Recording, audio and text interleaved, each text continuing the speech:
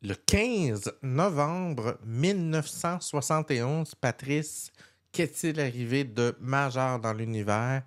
L'arrivée de la Intel 4004.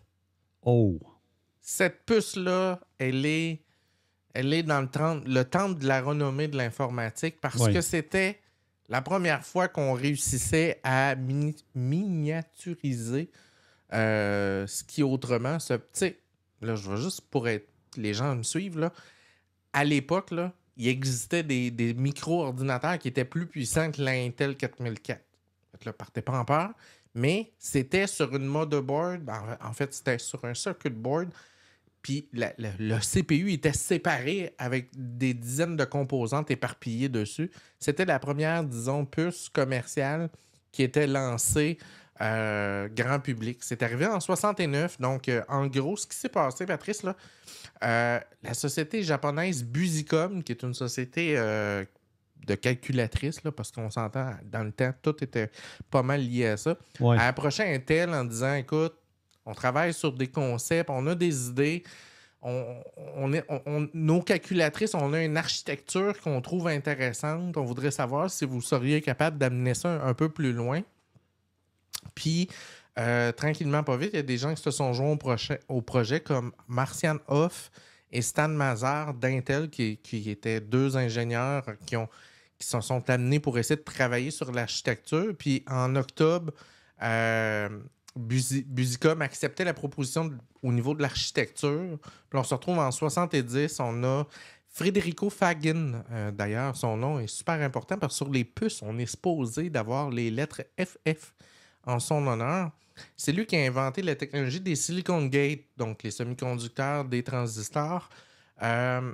Puis, avec l'équipe, donc Masatoshi Shima de Busicom, ils ont développé le logiciel pour la calculatrice.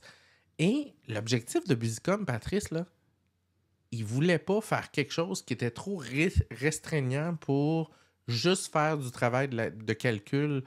Il voulait que l'ALU, donc l'unité d'arithmétique qui fait partie d'un CPU, soit un peu, excuse-moi dans mes mots, puisse faire un peu de n'importe quoi, de façon à pouvoir servir à des éléments un peu plus larges.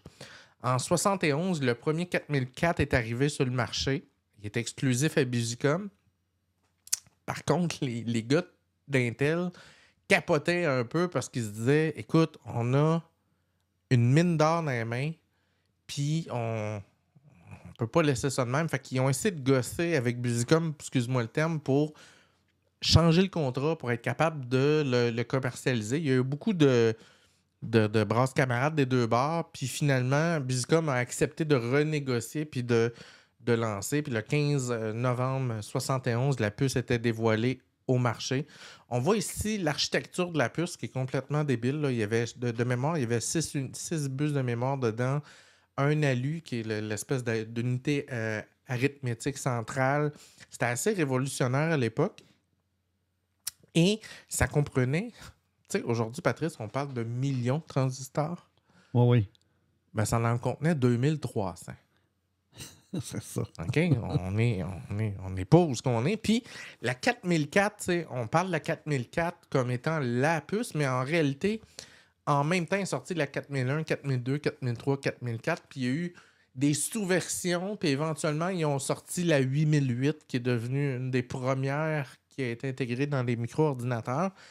La 4004 a été concentrée sur des produits dits portatifs, donc on parle généralement euh, de, de machines jeux vidéo dans des boutiques de jeux de gaming, là, Oui, oui. des guichets automatiques, ce genre de choses-là. Donc, ça a été quand même une affaire assez complètement fou à travers le monde.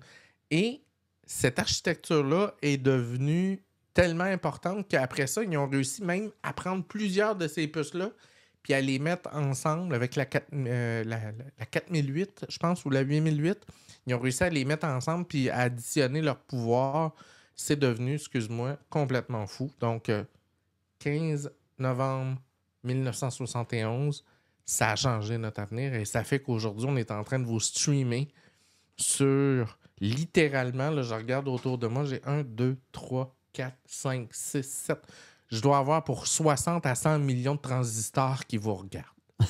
C'est ça. C'est quoi C'était mon moment premier... histoire. C'est quoi la première puce que tu as eue, toi, dans tes ordinateurs? Écoute, moi, j'ai eu à la maison, on a eu un Atari. OK. Ensuite, on a eu 2-3 versions d'Atari. Là, je me rappelle pas j'étais assez jeune. Puis on a eu le Commodore 64. OK.